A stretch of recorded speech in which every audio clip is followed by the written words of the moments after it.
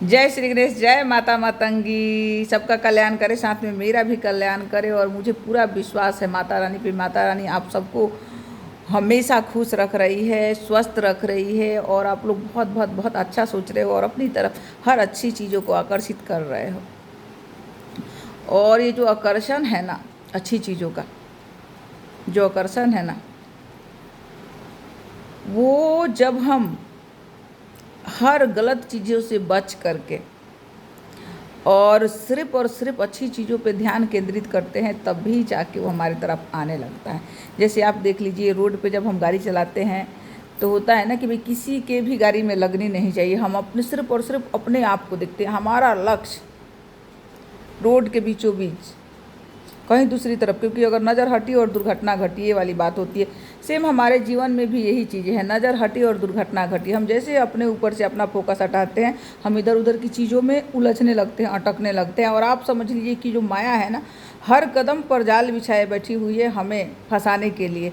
हमें नहीं फंसना है, हमें बच के निकलना है। एक तरह का आप समझ लीजिए कि आर्मी की ट्रेनिंग जो होती है ना, कि आपको बचना है हर चीज़ से, वो वाली ट्रेनिंग अध्यात्म में होता है। वही वाली ट्रेनिंग होता है कि आपको हर चीज़ से, खुद से भी बच के रहना होगा। और ये माया जो बाहर वाले तो छोड़ दीजिए, बाहरी माया तो छोड़ दीजिए, हमें सिर्फ और सिर्फ अपने अंदर के माया से बचना होता है। क्योंकि जगह अगर हम अपने अंदर के माया से नहीं बचे, हम अपने हमारे अंदर जो बैठा हुआ है काम, क्रोध, लोभ, लालच, ईर्ष्या, द्वेष, बहुत सारी चीज़ें, इससे अगर नहीं बचे तो ये हमें कहीं लायक नहीं छोड़ेगा।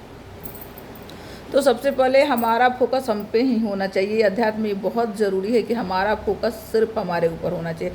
हमें अगर किसी को देखना है तो खुद को देखना है, किसी दूसरे को नहीं। खुद को देखना है, खुद को अच्छा से अच्छा बनाने की कोशिश करना है, अपने अंदर की हर कमी कमजोरी को दूर करना है, और हर अच्छी चीज़ों को अपने तरफ आकर्षित करना है।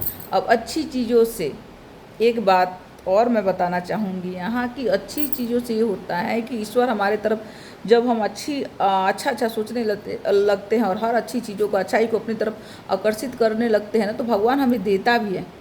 भगवान हमें चीज़ें देता भी है, लेकिन हमें उसका पहचान नहीं होता है, हम उसको पकड़ नहीं पाते। आप समझ लीजिए कि भगवान, जैसे हम बॉल कैच खेलते हैं ना, तो भगवान हमें देता है पर हम उसको पकड़ नहीं पाते हैं, और वो हमारे हाथ से निकल जाता है। क्योंकि भगवान देता है, भगवान कभी किसी के साथ नाइंसाफ़ी कर ही नहीं सकता, वो देता है। और आप लोगों ने भी सुना है ना गीता में कि मेहनत का फल तो मिलनी है, हर इंसान को मिलता है। जो हम करते हैं, जैसा हमारा कर्म होगा, फल उसी के अनुसार होगा, और हमें फल मिलता भी है। हम अच्छा कर्म करते हैं, हमें अच्छा फल मिलता है। हमारे अंदर की कमजोरियाँ हमें उस फल को पकड़ने नहीं देती है, उस फल का पहचान ही नहीं है कि ईश्वर ने हमारे लिए भेजा है। अब आप लोग पूछोगे कि कैसे, तो समझते हैं कि कैसे। ठीक है, अब सपोज आप कहीं भजन गाने के लिए गए, ठीक है, आप अच्छा गाते हो, आप बहुत अच्छा गाते हो, और बहुत अच्छे से भगवान, भाव भर के भगवान का भजन गाते हो, और मतलब सभी लोग जब आप गाते हो ना तो बड़ा प्रभावित होता है, बड़ा प्रभावित होता है, और खुश भी होता है। और आप समझ लीजिए कि आप वहाँ गए हो, बहुत भीड़ है, आप जाके वहाँ बैठ गए हो, और अचानक कोई माइक आपको देता है गाने के लिए। वहाँ बहुत सारे लोग हैं जो चाहते हैं कि हमें मिले, लेकिन आप तक आता है वो माइक, आप तक आता है। आप क्या करते हो? आप पहले माइक दे के हड़बड़ाते हो कि इतने लोगों को छोड़ के मेरे पास ही क्यों आया। अरे आप उस लायक हो, इसलिए आपके पास आया है। तो ये सबसे ज़्यादा ज़रूरी है जानना कि हम उस लायक हैं, इसलिए हमारे पास ये आया है। पर हम क्या करते हैं, हमको लगता है कि अरे इतने लोगों को छोड़ के ये हमारे पास ही क्यों आया हुआ है, और हम उसको अपने पास से खसका देते हैं दूसरे की तरफ। और फिर बाद में, और फिर वही माइक लेके अगर दूसरा कोई अच्छे से भजन गाने लगता है, प्यार मतलब फैलाने लगता है, ईश्वर का नाम जपने लगता है, तो फिर हमें उसके बाद में हमें रियलाइज़ होता है कि अरे हमने तो मिस्टेक कर दिया, ये तो मौका मुझे मिला था, मैंने तो उस मौका को दूसरे को दे दिया। इसी तरह से होता है कि हमें अगर कहीं से धन मिलता है, मान लीजिए कि आपके घर में कोई रिश्तेदार आया है, जो भी आपने उसका दिलों से स्वागत किया, सेवा किया, सब कुछ किया, वो जाता है आपको पैसे पकड़ाएगा। जाहिर सी बात है, आशीर्वाद के रूप में लोग, हमारे यहाँ कल्चर ही है यही कि आशीर्वाद के रूप में बड़े लोग जब जाते हैं तो आशीर्वाद के रूप में हमें पैसे पकड़ा जाते हैं। या फिर छोटे भी जाते हैं तो हमारे बच्चों को पैसे पकड़ा जाते हैं। अब हम क्या करते हैं, हमने भी जाने वाले के बच्चों को पैसे दिए हैं, लेकिन हम क्या करते हैं, हम उस पैसे को भी लेके उसमें और लगा के हमें लगता है कि नहीं नहीं हम इनको वापस कर देते हैं। ये क्या है, ईश्वर आपको दे रहा है पर आप ले नहीं रहे हो, आप अपने उसको संभाल नहीं पा रहे हो। क्यों नहीं संभाल पा रहे हो, क्योंकि कहीं ना कहीं यहाँ भी आपका अहंकार है कि मुझे दूसरे का नहीं चाहिए। अरे भैया, माता महालक्ष्मी जानती है क्या कहती है, माता महालक्ष्मी कहती है कि विष्णु के जैसा धैर्यवान बनेंगी तभी मैं वहाँ टिक पाऊँगी। और लक्ष्मी किसको बुरी लगती है, तो आप रखो ना, आपने उन लोगों को दे दिया जाने वाले को पैसा, लेकिन अभी आपके बच्चों को या कोई आपको पकड़ा के जा रहा है, उसको आशीर्वाद स्वरूप आप अपने पास रखो, तभी माता महालक्ष्मी आपके पास टिकेंगी। तभी वो चीज़ें जो भगवान आपके पास भेज रहा है तभी उसे आपके पास वो रुकेगा, आपके पास आ रहा है। मेन तो ये है ना कि हमें पहचान नहीं है, परख नहीं है कि चीज़ें हमारे पास आ रहा है।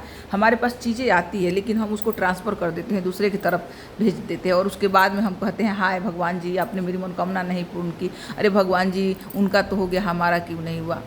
आप अपने बारे में सोचिए, अपने ऊपर फोकस करने का मतलब है कि अपने बारे में, इससे आप स्वार्थी नहीं हो जाएंगे। अपने बारे में सोचना कोई स्वार्थ नहीं होता। देखिए, आप अगर महाराजा बनोगे ना तभी दूसरों को राजा बना पाओगे। ये बहुत ज़रूरी है कि जब आप महाराजा बनोगे तभी आप दूसरों को राजा बना पाओगे। तो आपके तरफ आ रहा है ना, उसे आप लीजिए, आप लीजिए कि ईश्वर ने मेरे तरफ भेजा है तो मुझसे जो होगा मैं वो करूँगी। मेरे को माइक मिला है कि भजन गाने के लिए, तो मैं गाऊँगी, बेशक अपनी टूटली आवाज़ से, बेशक मुझे अच्छे से नहीं गाना आएगा, लेकिन मेरे पास आया है तो मैं गाऊँगी। और रही बात माता महालक्ष्मी की, तो माता महालक्ष्मी जो है वो चंचला है। आप उनको धैर्य के साथ में अपनाएंगी तभी वो रहेंगी, नहीं तो नहीं रह पाएंगी। और ये जो हम बार बार बोलते हैं ना कि पैसे कमाना तो बहुत आसान है, पैसे कमाना तो कोई भी, आज के ज़माने में तो पैसे कोई भी कमा लेते हैं। अरे देखो ना यूट्यूब के कैसे कैसे लोग वीडियो बनाते हैं और ऐसी वैसी वीडियो बना बना के लोग खूब पैसा बिटोरता है, खूब कमाता है। तो जो ये बोलता है वो बिल्कुल गलत बोलता है, बिल्कुल 100% गलत बोलता है। क्योंकि पैसे कमाना पहले भी आसान नहीं था और आज भी आसान नहीं है। माता महालक्ष्मी को प्राप्त करना इजी नहीं है, इजी नहीं है। ये बात आप लोग समझ लो कि माता महालक्ष्मी को प्राप्त करना आसान नहीं है।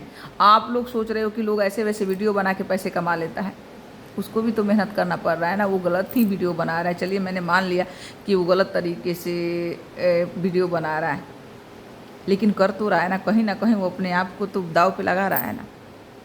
ये सोचने वाली बात है ना कि अपने आप को दाव पे लगा रहा है। वो पैसे के लिए अपने जीवन को हार रहा है, वो पैसे के लिए लोगों में तमाशा कर रहा है, वो पैसे के लिए अपने आप को गिरा रहा है कि उसे चाहिए।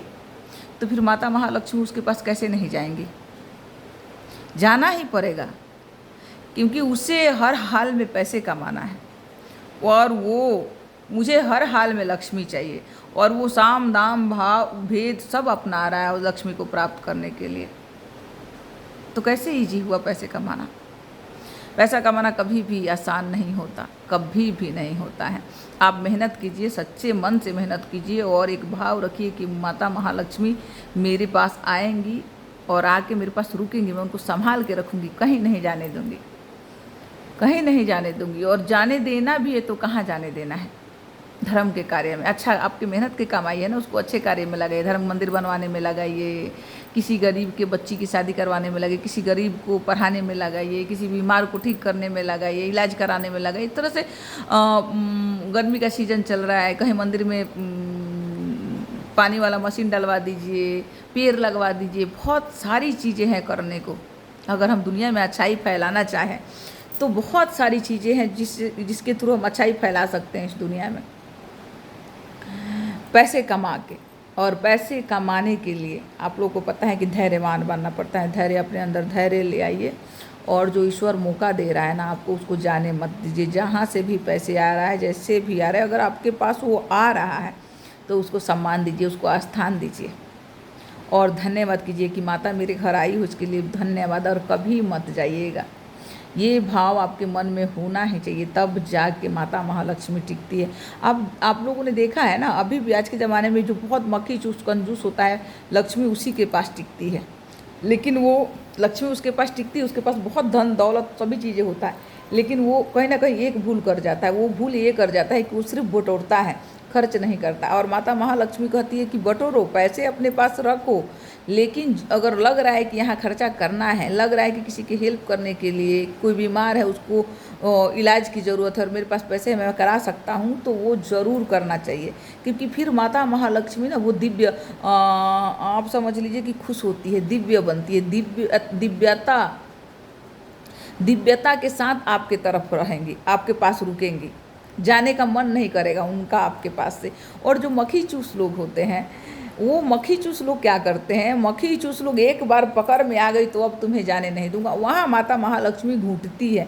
देखिए एक बात के पीछे कितनी बातें उखड़ उखड़ के आ रही है, मेरे खुद ही समझ में नहीं आ रहा है। पर आज है शुक्रवार का दिन और वैभव लक्ष्मी का दिन है, और वैभव लक्ष्मी का दिन है तो पता नहीं माता क्या क्या आप लोग तक पहुंचाना चाहती है, उनकी लीला वही जाने। क्योंकि वो भगवान की लीला को अगर हम समझने जाए ना और ज़्यादा दिमाग लगाएंगे ना, बुद्धि ज़्यादा लगाएंगे ना, तो हम वहाँ उलझ जाते हैं, हम वहाँ अटक जाते हैं। तो अटकने की ज़रूरत नहीं है। अभी जो आ रहा है, मुझे नहीं पता कहाँ से आ रहा है, वो भेज रही है, जो भी टच हो रहा है, जो भी जुबान में पहला अक्षर आ रहा है, मैं बोलती जा रही हूँ। ठीक है ना, उनकी कृपा मान के, उनकी महिमा मान के। माता आप क्या कौन सी बातें कहाँ किसके तक पहुँचाना चाहती हो, ये आपकी लीला, आप ही जानो, पर पहुँचवा देना। तो बस मैं आप लोगों से यही कहूँगी कि देखिए मेरी वीडियो अगर आप लोगों को अच्छी लग रही है तो उसको लाइक कीजिए, सब्सक्राइब कीजिए। जिन्होंने सब्सक्राइब नहीं करा है वो सब्सक्राइब करें, और कमेंट में जय माता दी ज़रूर लिखिएगा, जय माता दी ज़रूर लिखिएगा। तो हम बात कर रहे हैं माता महालक्ष्मी जब मक्खी चूस लोगों के हाथ में जाती है तो माता वहाँ ना, आप समझ लीजिए कि अब उसने माता को लेके दबोच लिया है, और कहीं भी ना सही जगह खर्च कर रहा है, ना गलत जगह खर्च कर रहा है, वो कर ही नहीं रहा है खर्च। अब उसके नहीं खर्च करने की वजह से माता का दम घुट रहा है। जैसे हमारा दम घुटता है ना कि कोई हमें पकड़ ले, कहीं नहीं जाने देगा, तो क्या होगा, दम घुटने लगेगा ना। सेम माता का भी उस तरह से दम घुटता है कि भाई आप कहीं जाने ही नहीं दे रहे हो उनको, वो छटपटा रही है कि मुझे निकालो, निकाल ही नहीं रहे हो, तो फिर क्या होगा, वहाँ भी धन धीरे धीरे धन समाप्त होने लगता है। तो कहने का मतलब है कि कंजूसी कहाँ करना है, ये भी सोच समझ के करना है। क्योंकि ये जो चीज़ें हैं ना, अध्यात्म में जब आप उतरोगे ना, तो हर चीज़ का ज्ञान अपने आप ही आपको होने लगेगा कि क्या सही है, क्या गलत है। अगर पैसे दान भी देना है तो कहाँ दान देना है, मतलब हर चीज़ अपने आप ही कैसे आता है, वो वही जाने, उनकी लीला वही जाने। और रही बात कि हंसते रहिए, मुस्कुराते रहिए, क्योंकि हंसना बहुत ज़रूरी है। और हंसना बहुत ज़रूरी है। और हंसना, देखिए हंसी जिसके पास, खुशी जिसके पास है, जिसके दिल में बहुत बहुत सारा प्यार है, अपार प्यार है, वही भगवान का चुना हुआ इंसान हो सकता है। क्योंकि भगवान तो कभी किसी को दुख देता ही नहीं। वो चाहता है कि मेरे बच्चे हमेशा हंसते रहे, मुस्कुराते रहे, खिलखिलाते रहे, अपने जीवन के दुख तकलीफ को छोड़ करके आगे परे निकले। और जब आप हंसोगे ना, मुस्कुराओगे ना, तो वो चीज़ें धीरे धीरे छूट जाती हैं। तो बस माता यही चाहती है कि आप हमेशा हंसते रहिए, मुस्कुराते रहिए और खिलखिलाते रहिए, और अपना और सबका कल्याण का भावना मन में रखिए, और खुद को ही बचाना है। इस बात पे ज़्यादा ध्यान देने की ज़रूरत है कि आपको किसी दूसरे से नहीं, बाहरी कोई शक्ति आपको नुकसान नहीं पहुंचा सकता है। आपको अगर कोई नुकसान पहुंचा सकता है तो आप खुद ही हो। तो आपको खुद के ऊपर पूरा फोकस होना चाहिए, अपने ऊपर। और आप ही वो इंसान है जो अपने अंदर की हर कमी कमजोरियों को दूर करके अपने आप को एक ऐसा सांचा में ढाल करके एकदम दिव्य स्वरूप मूर्ति बन के, देव स्वरूप बन के निकालना है, देवी स्वरूप बन के निकालना है। यही तो भगवान चाहते हैं, यही चाहते हैं हमसे। हम उनके बच्चे हैं ना, वो चाहते हैं कि दिनों दिन हमारे बच्चे निखरे, अपने आप को ऐसा तारा से, अपने आप को ऐसा बनाए, ऐसा दिव्य बनाए, जिसकी एक झलक से हर इंसान तृप्त हो जाए। जो पैर जहाँ रखे वहाँ खुशियाँ ही खुशियाँ आ जाए, जहाँ कदम रखें वहाँ लोग उठ के खड़े हो जाए। भगवान यही चाहते हैं। अगर आप चुने हैं तो आपको ये वीडियो ज़रूर मिलेगा, ज़रूर मिलेगा, ज़रूर मिलेगा। बस आप इस चैनल को लाइक करें, सब्सक्राइब करें, और वीडियो अगर अच्छा लगता है तो शेयर भी कर सकते हैं, अपने आसपास रिश्तेदार सबको शेयर भी कर सकते हैं। पर हाँ, जय माता दी लिखना मत भूलिएगा। जय महालक्ष्मी, जय माँ त्रिपुर सुंदरी जरूर लिखिएगा। तब तक के लिए जय माता दी, नमस्कार, प्रणाम। हमेशा खुश रहिए, स्वस्थ रहिए, मस्त रहिए।